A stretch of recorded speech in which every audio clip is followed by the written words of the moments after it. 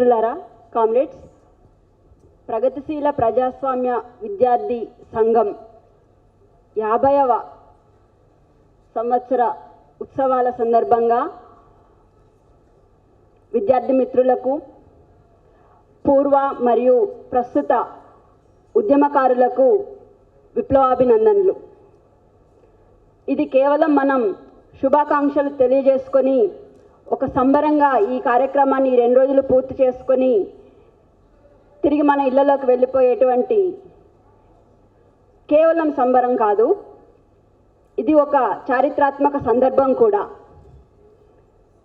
50 సంవత్సరాల క్రితం PDSU ఆవిర్భవించిన కాలం నాటి సందర్భాలు, రాజకీయ, సామాజిక, ఆర్థిక సందర్భాలు ఏమిటి అని మనం ఆలోచించి ఈ 50 సంవత్సరాల కాలంలో ఆయా రంగాల్లో వచ్చినటువంటి మార్పులు ఏంటి, PDSUగా మనం సాధించినటువంటి విజయాలు ఏమిటి, మనం సాధించలేకపోయినటువంటి సమస్యలు ఏమున్నాయి, వీటన్నిటినీ కూడా సమీక్షించుకొని ఈ 50వ సంవత్సరాల ఆవిర్భావ సభ సందర్భంగా కొన్ని తీర్మానాలతో మనం ముందుకెళ్లాల్సిన సందర్భం ఇది. ఏం మారింది సమాజంలో మనం 50 సంవత్సరాలు సంబరం చేసుకోవడానికి అని ఆలోచించాలి మనం.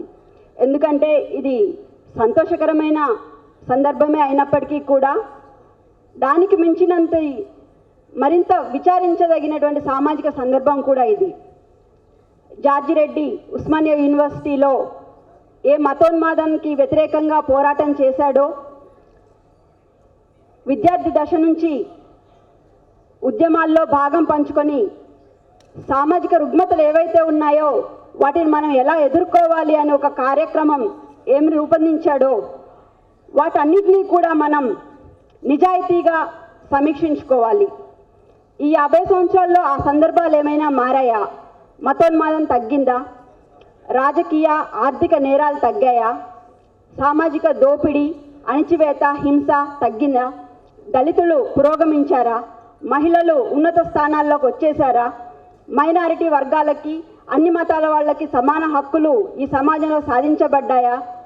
ఒక PDSUగా మనం ఇది చేస్తే ఇవన్నీ సాధించగలుగుతామని నేను చెప్పటం లేదు, కానీ సమాజ మార్పు కోసం, విప్లవాన్ని సాధించడం కోసం ఒక పునాది వేయబడుతుంది విద్యార్థి దశలోనే. కాబట్టి విద్యార్థి దశ నుంచి మనం ఈ సమాజాన్ని అర్థం చేసుకొని సమాజంలో పెచ్చరిల్లుతున్నటువంటి సమస్యలకి కారణాలను కనుక్కొని వాటిని నిర్మూలించే దిశలో మనం ముందుకెళ్ళాలి అన్న నినాదమే జార్జి రెడ్డి స్థాపించిన, దేశీయ స్థాపించిన PDS మరియు PDSUల లక్ష్యం ఇది.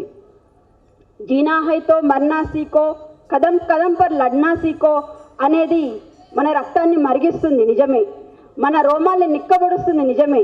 కానీ ఈ హాల్ దాటి బయటికి వెళ్ళిన తర్వాత, ర్యాలీలు, సదస్సులు పూర్తి చేసుకొని ఇంటికి వెళ్ళిన తర్వాత మన కార్యాచరణ ఎలా ఉంటుంది? నిత్య జీవితంలో, వ్యక్తిగతంగానూ నిజాయితీగా మనం విప్లవాన్ని సాధించడానికి, సమాజంలో మార్పును తీసుకురావడానికి మన వంతు కృషిని చేస్తున్నామా లేదా అనేది మనం నిజాయితీగా సమీక్షించుకోవాల్సిన అవసరం ఉంది.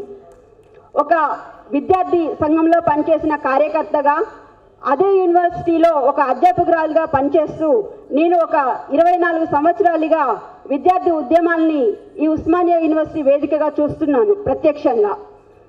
ఆ రోజుల్లో ఉన్నటువంటి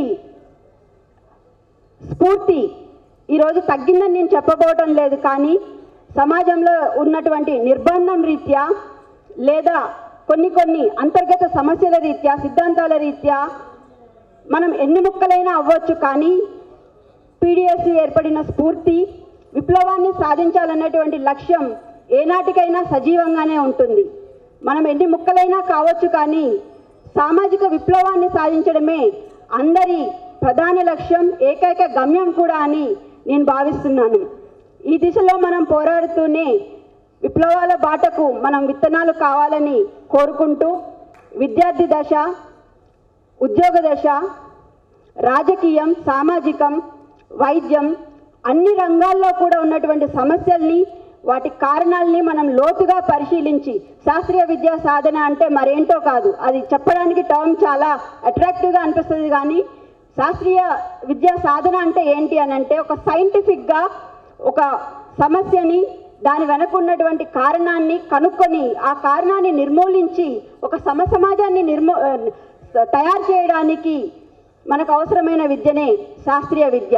ఈ శాస్త్రీయ విద్యకు హేతుబద్ధత అనేది ఎంత అవసరమో ఆ హేతుబద్ధతను నిర్మూలిస్తూ చరిత్రను మార్పు చేస్తూ పాఠ్యపుస్తకాలను ప్రచురించేటువంటి సందర్భం ఈరోజు విద్యారంగం ఎదుర్కొంటున్నటువంటి ముఖ్యమైన సమస్య.